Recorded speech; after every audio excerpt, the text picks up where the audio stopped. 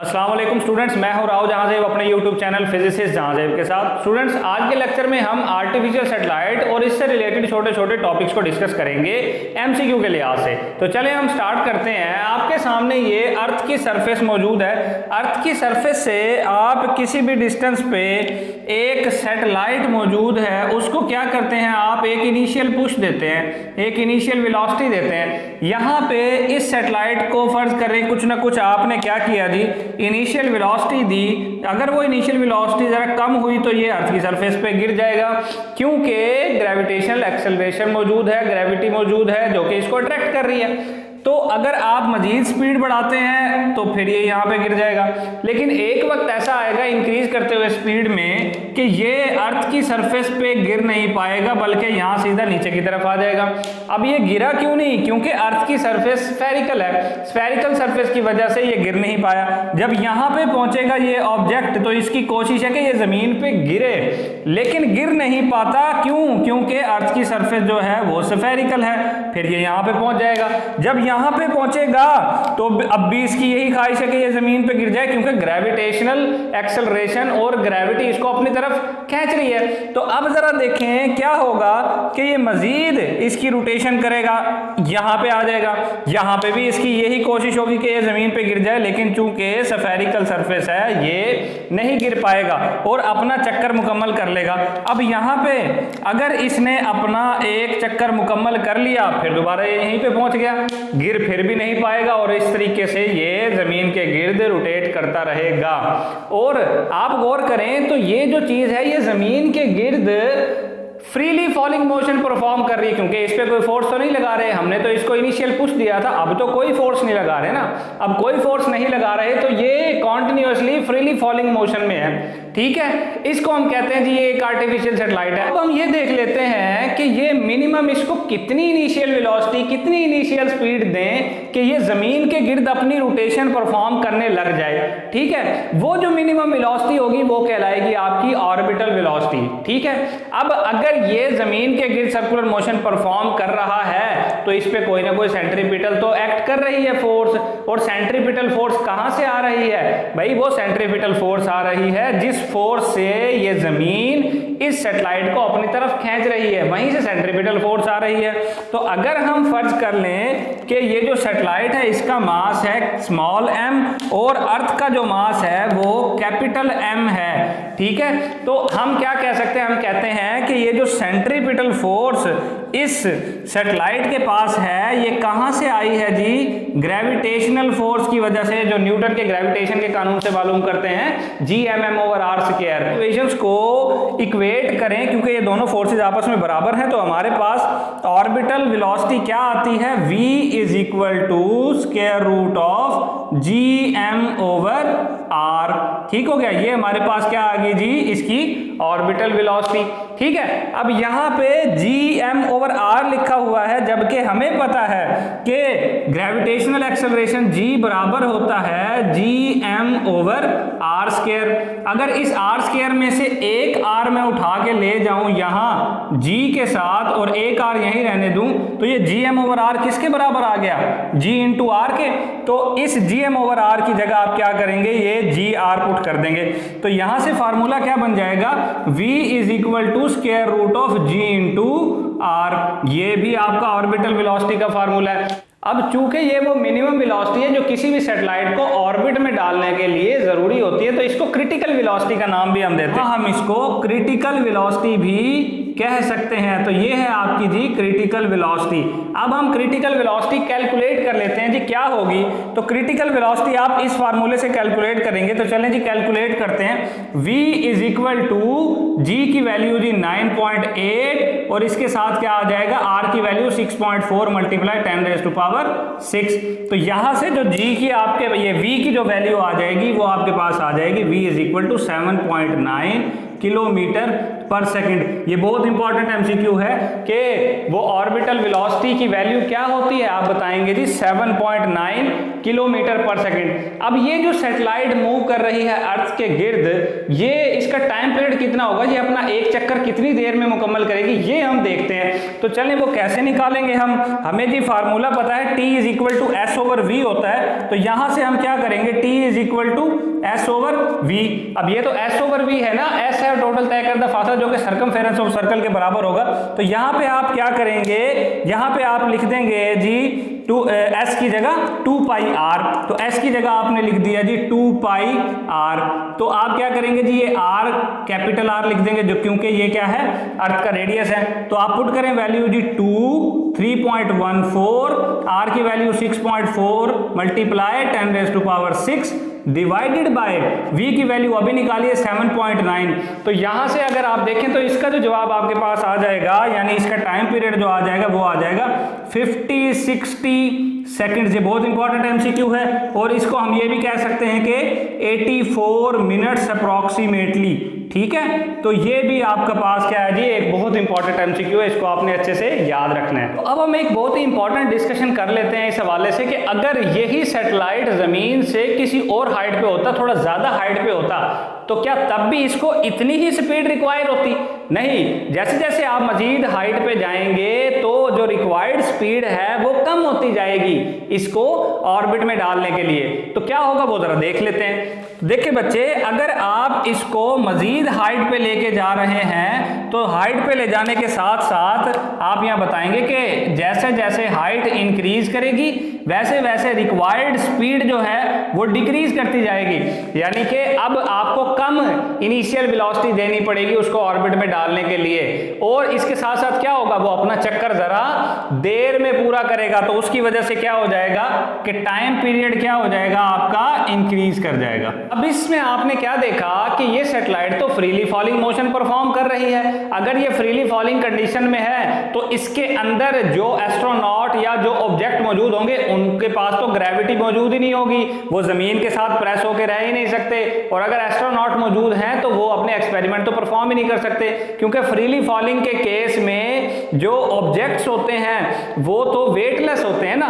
तो यहाँ पे एक वेटलेस कंडीशन बन जाएगी, इसलिए हमने टॉपिक डिस्कस किया है कि ये वेटलेसनेस हो जाती है सैटेलाइट में, और इसको ग्रेविटी फ्री सिस्टम कहते हैं, इसमें ग्रेविटी नहीं होती।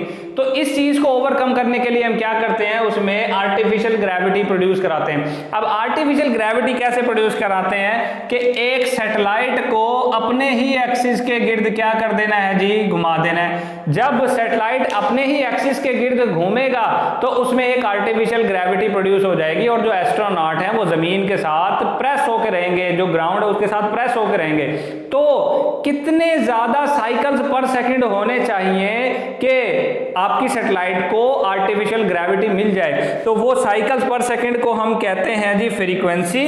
हम यहाँ पे हम लिख सकते हैं कि FC is equal to 1/2 pi AC/R भी कह सकते हैं, ठीक है। और इसके साथ साथ 1/2 पाई और इसके साथ हम G/R भी लिख सकते हैं, ठीक है। तो ये आपकी वो फ्रीक्वेंसी है जितनी फ्रीक्वेंसी रिक्वायर्ड है किसी भी सैटेलाइट को आर्टिफिशियल ग्रेविटी प्रोवाइड करने के लिए।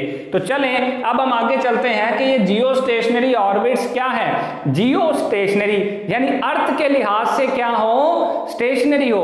अब ये कौन से सैटेलाइट है? ऐसे सैटेलाइट जिनकी मोशन अर्थ की मोशन के साथ सिंक्रोनाइज्ड होती है, यानी ये अर्थ के एक खास पोर्शन के ऊपर ही मौजूद रहते हैं। एक सैटेलाइट अर्थ के एक खास पोर्शन के ऊपर ही मौजूद रहता है और उसके साथ साथ ही अपनी मोशन परफॉर्म करता है, यानी जितनी देर में अर्थ अपना चक्कर पूरा करती है उतनी देर में उसी खास हिस्से के ऊपर ये सैटेलाइट भी अपना चक्कर पूरा कर लेता है। तो यानी दोनों का टाइम क्या होता है, बराबर होता है। अगर यहाँ पे हम देखें दोनों का टाइम हम बराबर कर दें, यानी एक टाइम जो है वो 2 पाई R/V हो और दूसरा टाइम जो उसकी ऑर्बिटल स्पीड है किसकी जी, सैटेलाइट की, Gm/R हो, ठीक है। इस तरीके से हो और इन दोनों इक्वेशंस को हम इक्वेट कर दें तो यहां से आपके पास जियो स्टेशनरी ऑर्बिट का रेडियस आ जाएगा। वो क्या आएगा, वो यहां पे मैं लिख रहा हूं, वो आता है R is equal to G M T square over 4 pi square की पावर 1/3। ये बहुत इंपॉर्टेंट फार्मूला है और इससे बहुत इंपॉर्टेंट एमसीक्यू भी आते हैं। अब यहां से आप गौर करें कि इस आर यानी रेडियस ऑफ जियोस्टेशनरी ऑर्बिट और टाइम पीरियड के दरमियान क्या रिलेशन है। तो जरा यहां पे देखें, मैं आपको लिख के बता रहा हूं, इन दोनों के दरमियान जो रिलेशन है वो है R is directly proportional to T square की पावर 1/3। यानी हम ऐसे भी लिख सकते हैं कि R directly proportional to T की पावर 2/3। तो इस तरीके से ये हमने फार्मूला करना है। तो देखें, इसको हम एक और तरीके से भी लिख सकते हैं कि जी R2 over R1 is equal to T2 over T1 की पावर 2/3। ठीक है, अब यहां पे आपने क्या करना है कि T2 ओवर T1, ये तो टाइम पीरियड के साथ हो गया ना रेडियस का रिलेशन, लेकिन सवालात में अक्सर एंगुलर स्पीड के साथ भी रिलेशन मालूम करना पड़ जाता है कि अगर एंगुलर वेलोसिटी चेंज कर दें तो रेडियस पे क्या फर्क पड़ेगा। तो एंगुलर वेलोसिटी के साथ क्या रिलेशन होगा, R2 ओवर R1। अब T2 ओवर T1 यहां पे लिखा हुआ है, टाइम पीरियड का एंगुलर वेलोसिटी के साथ इनवर्स रिलेशन होता है, T इज इक्वल टू 2π/ω। तो अगर इनवर्स करें तो ये क्या हो जाएगा, ω1 ओवर ω2, लेकिन पावर क्या होगी, वही 2/3। बात समझ में आ गई। तो यहां पे आपने इसको क्या कर देना है जी, इस तरीके से ये दो फार्मूले आपने अच्छे से याद कर लेने हैं इसके।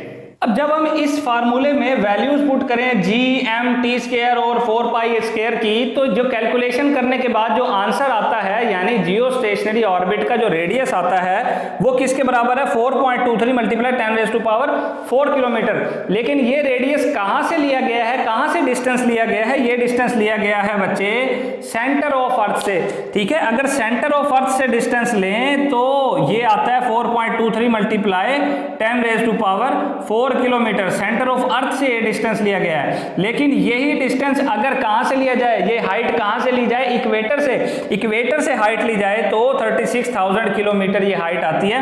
तो अबव द इक्वेटर, ठीक है, अबव द इक्वेटर अगर ये हाइट ली जाए तो आपके सामने 36,000 किलोमीटर आती है। तो अब हम बात कर लेते हैं चंद एक एमसीक्यू की जो कि आपके टॉपिक कम्युनिकेशन सैटेलाइट्स में मौजूद है। तो यहां पे ये बताया गया कि एक जियो स्टेशनरी सैटेलाइट जो है वो अर्थ का 120 डिग्री ऑफ लॉन्गिट्यूड जो है कवर करता है, यानी 120 डिग्री ऑफ लॉन्गिट्यूड की जो मालूमात है वो एक सैटेलाइट से ली जा सकती है, जियो स्टेशनरी सैटेलाइट से। तो कितनी सैटेलाइट रिक्वायर होंगी ग्लोबल कवरेज के लिए जी, 3 सैटेलाइट जरूरी होंगी क्योंकि 360 टोटल होगी अर्थ। अब बात कर लेते हैं कि जियो स्टेशनरी सैटेलाइट में कौन सी वेव इस्तेमाल होती है जी, माइक्रोवेव इस्तेमाल होती हैं। इसके बाद हम अगली बात कर लेते हैं कि एनर्जी सोर्स क्या होता है उन माइक्रोवेव का। एनर्जी सोर्स होता है बच्चे सोलर सेल्स। ठीक है, एक इंटेलसेट ये ऑर्गेनाइजेशन है, इसके अंदर कितनी कंट्रीज है जी, 26 कंट्रीज है जिन्होंने अपनी सैटेलाइट क्या है, सैटेलाइट से मालूमात लेते हैं। अब हम बात कर लेते हैं इनकी कैपेसिटी की। तो ये 30,000 फोन कॉल्स, 2 वे फोन कॉल्स को कैरी कर सकती हैं, 3 टीवी चैनल्स को कैरी कर सकती हैं। इसके साथ साथ अगर देखें इसकी फ्रीक्वेंसी कितनी होगी तो 4, 6, 11, 14 हर्ट्ज ये इनकी फ्रीक्वेंसी की रेंज होती है। इससे पहले तो हम ये डिस्कस कर चुके हैं कि ऑर्बिटल वेलोसिटी क्या होती है। अब अगर हम बात करें एक और टर्म जिसको हम क्या कहते हैं, एस्केप वेलोसिटी। तो ये एस्केप वेलोसिटी क्या होती है, इसका अभी हम क्या करेंगे जी, कंसेप्ट लेंगे। देखें बच्चे, आपने क्या करना है, एक ऑब्जेक्ट को ऐसे थ्रो करना है कि वो अर्थ के ग्रेविटेशनल फील्ड से बाहर निकल जाए। ठीक है, तो उसको थ्रो करने के लिए जितनी वेलोसिटी देनी पड़ेगी वो क्या होगी, एस्केप वेलोसिटी। ठीक है, the velocity required by a body to escape out from the gravitational field, तो उसको क्या कहेंगे, एस्केप वेलोसिटी। वो कैसे मालूम की जा सकती है, उसका फार्मूला आपके सामने मौजूद है, v is equal to square root of 2gm over r। इसी तरीके से दूसरा फार्मूला बनाया जैसे ऑर्बिटल वेलोसिटी का बनाया था, तो वो क्या आ जाएगा, v is equal to square root of 2g into r। जब आप ये कैलकुलेशन करते हैं तो आपके पास जो ऑर्बिटल वेलोसिटी आती है वो तकरीबन बराबर होती है 11.2 किलोमीटर पर सेकंड। ठीक है, तो ये कौन सी वेलोसिटी है, वो वेलोसिटी जो किसी भी बॉडी को दी जाए तो वो अर्थ के ग्रेविटेशनल फील्ड से बाहर निकल जाए, एस्केप कर जाए। तो यहां पे मैं लिख भी रहा हूं, to escape from earth gravitational field. ठीक है, आप अर्थ के जी लिख देता हूं मैं यहां पे। ठीक है, तो ये आपने अच्छे तरीके से याद रखना है। अब हम एक बहुत ही इंपॉर्टेंट एमसीक्यू डिस्कस करने लगे हैं, जो कि क्या है कि एक सैटेलाइट है जो अर्थ के गिर्द एक ऑर्बिट में मूव कर रही है जिसका रेडियस है r। अगर उस मूव करने वाले सैटेलाइट के एंगुलर स्पीड जो है वो डबल कर दें तो उसका रेडियस कितना करना पड़ेगा, ये हमने मालूम करना है। तो यहाँ पे खैर मैं रिलेशन लिख भी चुका था, अब मैं आपको दोबारा बता रहा हूं कि आपने क्या करना है जी, एंगुलर स्पीड को क्या कर देना है, डबल कर देना है। ठीक हो गया। तो उससे क्या होगा, रेडियस पे क्या इफेक्ट पड़ेगा, तो जरा देखें, आप देखें जी, असल में तो हम रेडियस निकालना चाहते हैं ना, r2 ओवर r1 बराबर होता है जी t2 ओवर t1 और इसकी पावर 2/3, ये होता है ना। लेकिन टाइम पीरियड तो यहाँ पे है ही नहीं, तो हम पहले क्या करेंगे, एंगुलर स्पीड से टाइम पीरियड निकालेंगे कि एंगुलर स्पीड करने से टाइम पीरियड कितना चेंज हुआ। तो उसके बाद हम देखेंगे कि टाइम पीरियड के चेंज होने से रेडियस कितना चेंज हुआ। तो चलिए अब हम देखते हैं, इसको मालूम करते हैं कि t2 ओवर t1, ठीक है, is equal to omega 1 over omega 2। ठीक है जी, t2 ओवर t1 बराबर आ जाएगा आपके, ओमेगा 1 क्या था, ओमेगा 1 था ओमेगा, और ओमेगा 2 क्या था जी, 2 ओमेगा, क्योंकि हमने एंगुलर स्पीड डबल कर दी थी। तो यहां से क्या जवाब आ जाएगा जी, t2 over t1 is equal to 1 over 2। अब इस t2 ओवर t1 की जगह 1 ओवर 2 पुट करें, r2 over r1 is equal to 1 over 2 और इसकी पावर 2/3। अब 2 की पावर 2/3 अगर हम लें तो हमारे पास क्या आता है जी, 1 ओवर 4 की पावर 1/3, ये आपके पास जवाब आता है। यानी r2 is equal to r1 over 4 की पावर 1/3। अब r1 रेडियस कितना था जी, r1 जो रेडियस था वो r था, पहले r था, तो ये क्या आ जाएगा, r ओवर 4 की पावर 1/3। तो ये आपके पास बच्चे इसका क्या आ गया, जवाब। तो आपने ये एमसीक्यू इस तरीके से सॉल्व करने हैं। ये तो देखें एक लंबा तरीका था ना इसको सॉल्व करने का, आपने सॉल्व किया, लेकिन अगर आपके दिमाग में रिलेशन है, आपको पता है जी यहाँ पे टाइम पीरियड तो नहीं दिया होगा लेकिन एंगुलर स्पीड तो दी गई है, तो हमने मूव कैसे करना है कि जी एंगुलर स्पीड, टाइम पीरियड, फिर उसका रेडियस। तो आप क्या करेंगे जी, हाँ जी, टाइम पीरियड के साथ एंगुलर स्पीड का तो इनवर्स रिलेशन था, एंगुलर स्पीड डबल हो रही है तो टाइम पीरियड हाफ हो जाएगा। अगर टाइम पीरियड हाफ हो रहा है तो अब हम उसका सीधा सीधा रिलेशन निकाल लेते हैं आर के साथ। तो बच्चे ये था हमारा आज का लेक्चर, इसके हवाले से कोई सवाल हो तो आप हमसे पूछ सकते हैं। अगली वीडियो तक के लिए अल्लाह हाफिज।